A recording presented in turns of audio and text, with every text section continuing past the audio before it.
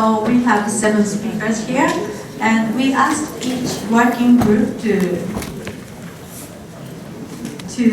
report back to the plenary from the session. And we already asked each working group to submit 1 or 2 sentences and key messages from the session. So we will show the messages on the screen. So first of all, I'd like to invite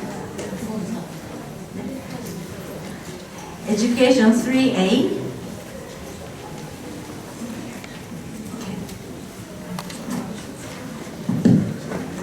Hi everyone, my name is Yoko Ono from the Save the Children in Japan. I moderated the session on education financing today. So we discussed about financing for education. As you know, the amount of the education is totally underfunded. So one speaker's model shows how few amount of the money goes to the education comparing with the military spending.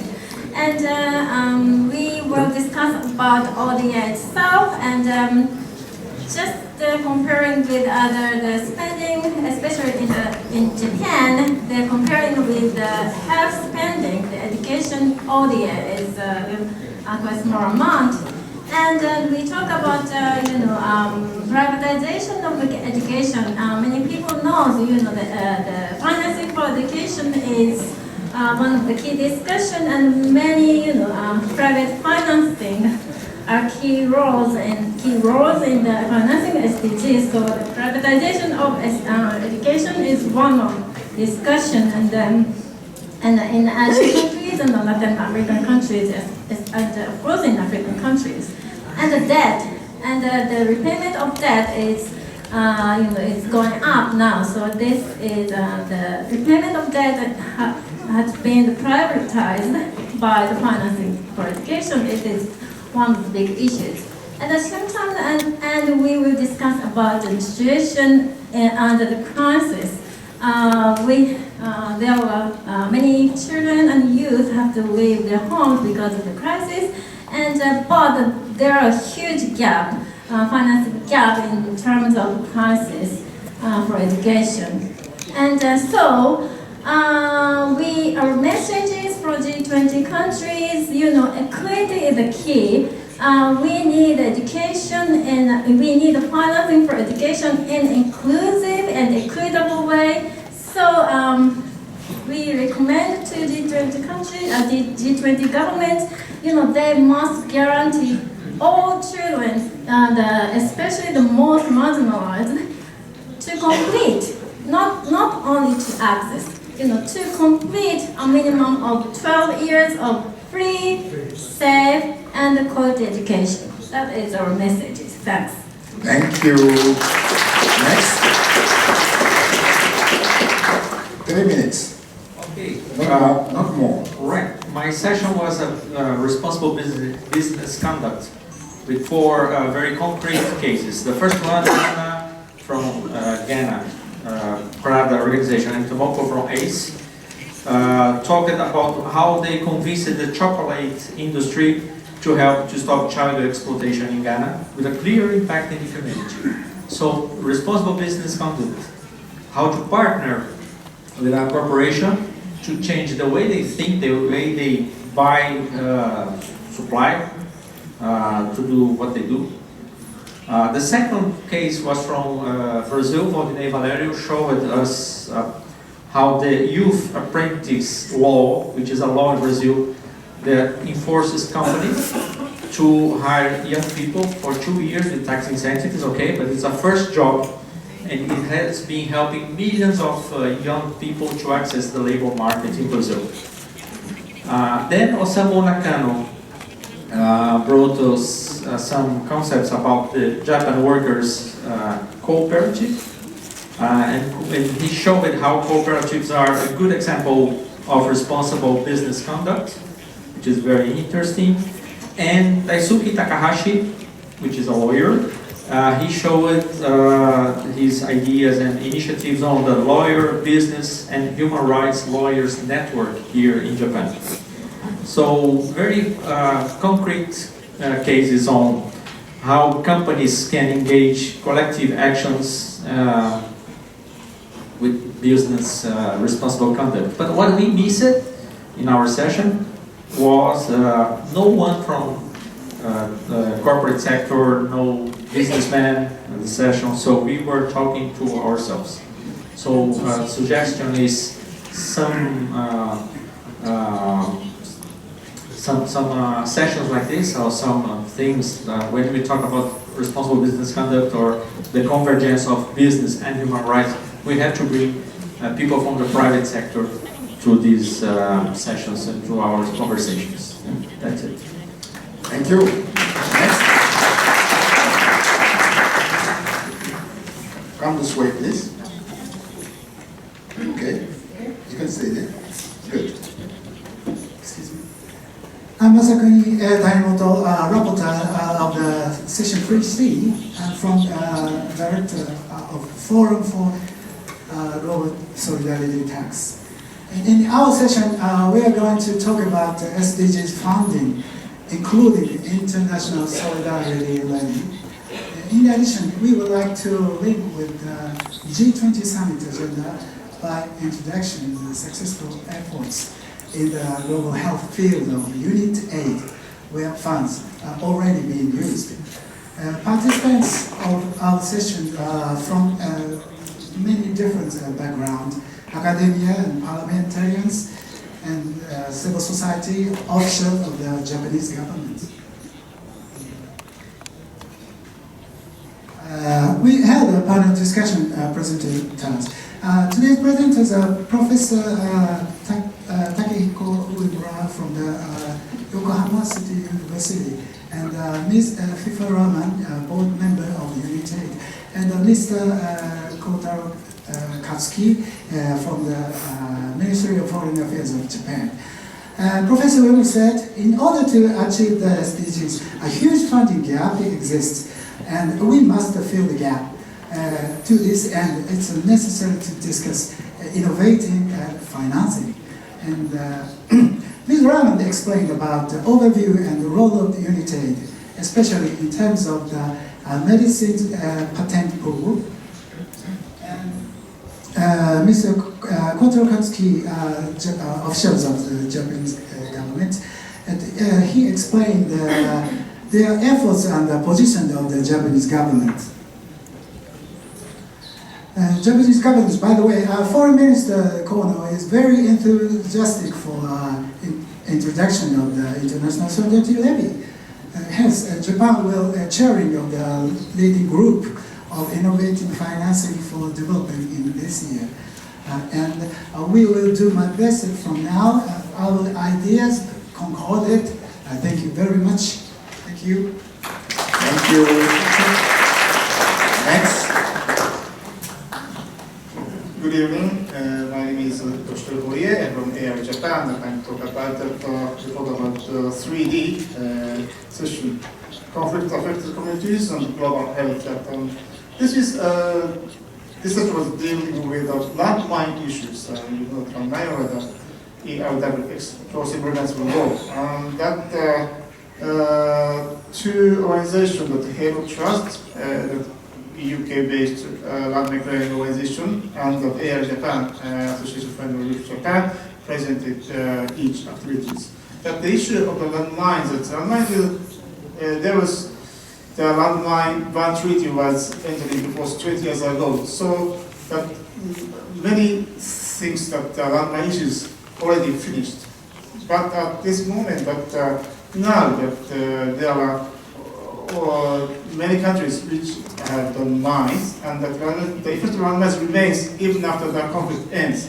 They are be enforced until that suddenly victims step on the mine. So the Halo Trust is picking up that more than 20 countries around the world, and they presented their relations. And also, they are engaging in the campaign to have the landmine-free world until 2025. So that that is one point. And also that AR Japan presented our activities about landmine risk education, and also that victim assistance. The landmine victims, mostly survivors, are that they lost their limbs, hand or their legs, so they to be treated for his or her life for life, so that effects remains long. So to achieve that SDGs, it will be keeping assistance, for example, to landmine clearance or victim assistance. That is very important. And the key message is that like this, with proper funding and resource allocation, landmine-free world could be achieved by 2025. Actually, that assistance to the landmines, the funding is decreasing. As I said, that treaty was entered, it was 20 years ago, so most people are thinking that landmine is solved. But reality is not different, it's different. So that we keep fund allocation is a key issue. And also that it's important to include those areas affected by conflict in the discussion and the roadmap to global growth, so that they are not left behind. Thank you. Thank you. Next. Hi everybody, my name is Tomoko Fukuda. I'm from JOICEF. We work in sexual reproductive health and rights. I'm reporting back from the session 4A, Leave No One Behind in the Strive for Universal Health Coverage, a fantasy or reality.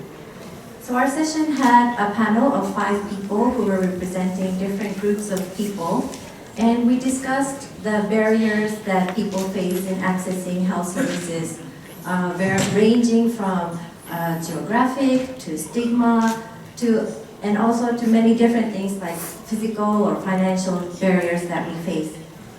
Some of the key points that came from the session in terms of what we can recommend to the G20 government is that we need to listen to communities of these people, and to do so we need to have data that represent them, otherwise we do not know who they are or how they exist.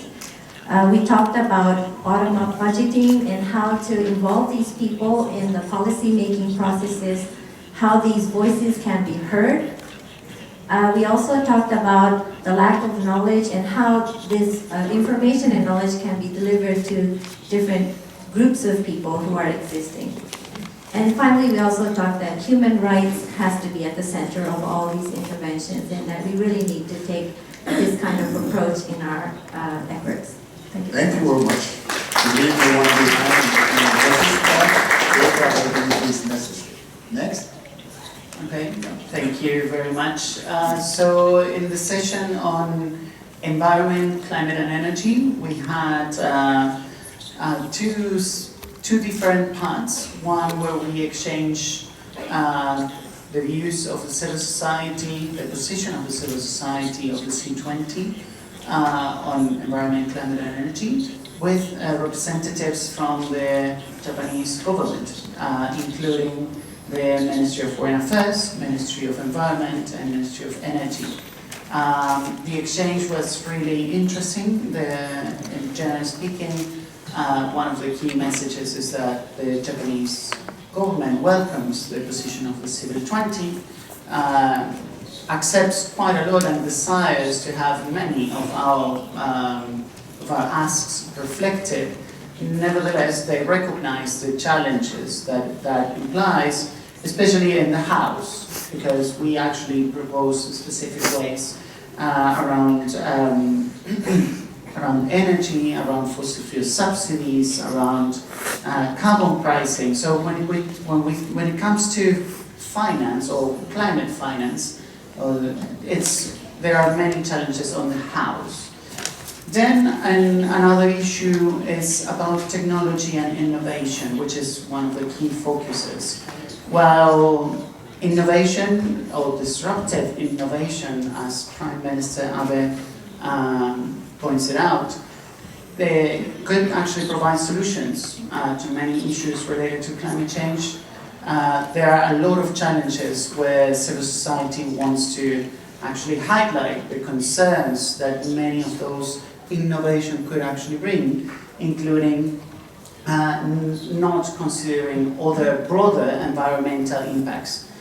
when we talk about climate, normally we talk about emissions, but then there are plenty of solutions, let's say solutions, that do not include other impacts, environmental impacts that are not related directly with the emissions, and that is something that is key for the G20 to consider in any type of new solutions that we look for. And finally, marine plastic litter is one of the key issues that the government of Japan has in their agenda. So the recommendations from civil society, including 2 presentations from the academia and WWF, actually were contributing to how to achieve that marine plastic litter. So those were basically the conversations we were having, and I think it was very successful and very useful conversation. Thank you, Enrique.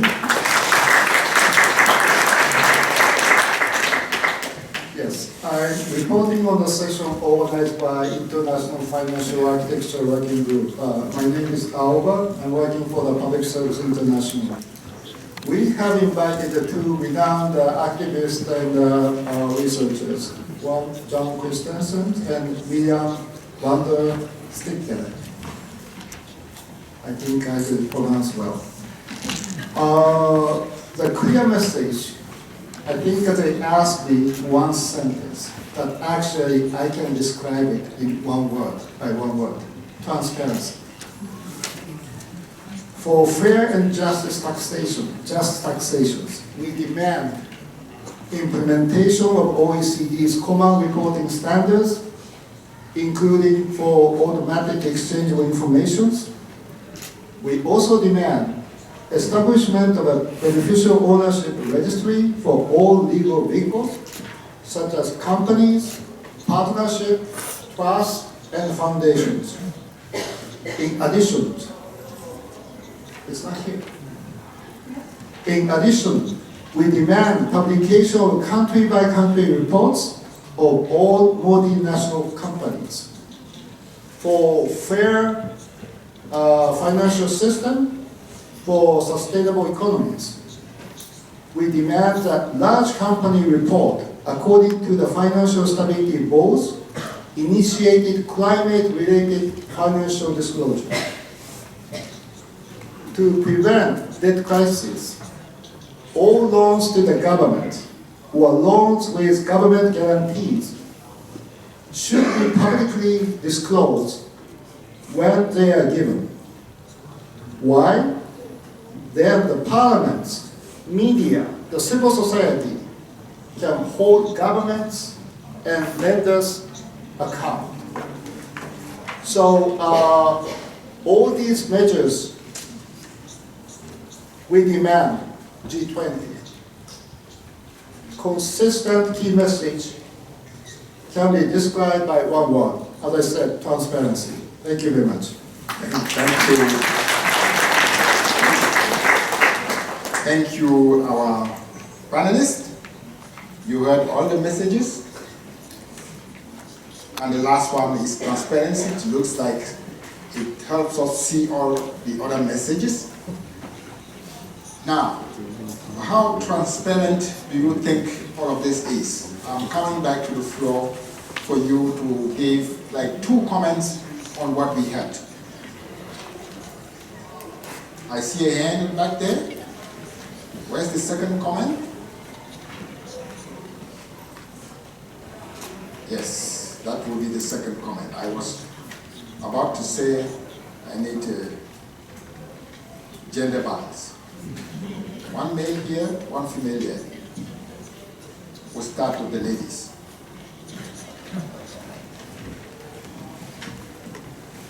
Hello, I'm Miriam van der Stikken. I think another word that we should kind of issue as a message is urgency. We really need all these measures to be taken urgently. You know, I was also on the financial one, you know, the crisis might be coming. All the messages, all the recommendations are urgent, because otherwise it will be climate change will have a big problem, but also a lot of political upheaval. Thank you. Thank you very much, Miriam. Transparency, urgency.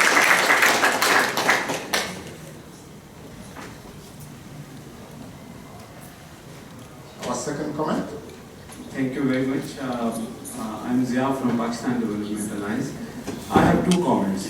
One is for the education group. I have noticed that the age compulsory free education age is 12. I guess it should be 16 because at the age of 12, I think it is not possible to have 10th grade education. So in most of the countries, we have witnessed that this 10th grade education is free and compulsory. So this limit of age should be increased from 12 to 16. One. The second issue for the education, more girls are out of schools than the boys. So I think the particular emphasis should be given on girls' right to quality secondary education. And the third thing is, I have a comment for the process. I have attended a couple of, not all, but some of the interesting group discussions. But towards the end of the discussions in the groups, the final recommendations were not shared with the group members. This is simply the reporting of the group. This is not the recommendation on behalf of the group. Thank you. Thank you. He said he has two comments. He gave us three. Okay, but the third one seems to be one which is important. Indeed, that will be shared. I think the Secretariat has noted everything that we said, and all of this will be factored in our material which we are producing. So let us thank the panelists again. Give them a hand, please.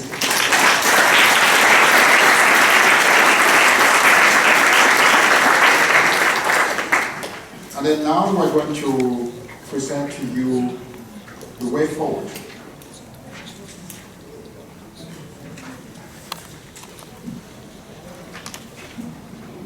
Okay, so let us go over the program for tomorrow. And tomorrow we are going to have messages from other 7 engagement groups, including Labor 20, Business 20, Science 20, Think Tank 20, Urban 20, Women 20, and Youth 20. And after that, we are going to have high-level panel with G20 Finance track with the other person from the International Bureau of Ministry of Finance. And then we are going to have another round of breakout sessions. And then we are going to have very, very closing sessions tomorrow. I'm sure that you must be tired by now, but thank you very much for your active participations. And then now the free drink is waiting for you at the main hall, so then let's move to the main hall for reception. Thank you so much.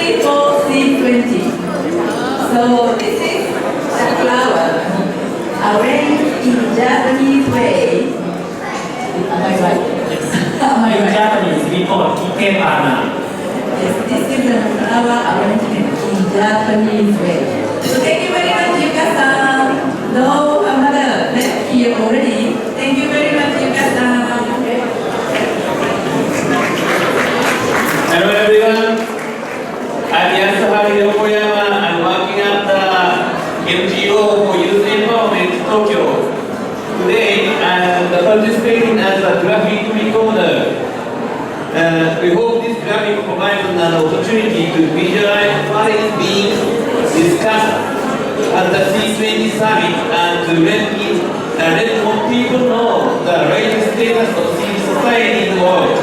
In addition, we have prepared the space over there for everyone who is glad if we post the free opinion on the wall. Thank you. Thanks, yes. So, after you finish your dishes, please give us some comments. And you can also include your comments in the wall on the graphic level. Chairperson of the Osaka the G20 Summit Parallel Session of CSO group. So we will open our conference on civil society in June 25 and 26. 25 and 26 June. We will open and hold our civil society conference.